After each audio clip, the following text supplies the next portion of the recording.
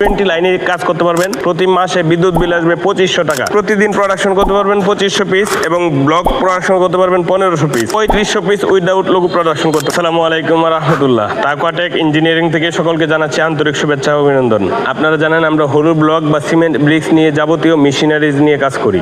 তো বরাবরের মতো আজকে একটি নতুন ভিডিওতে চলে আসলাম। আজকের এই ভিডিওতে আমরা কথা বলবো একটি ব্লক মেশিন নিয়ে।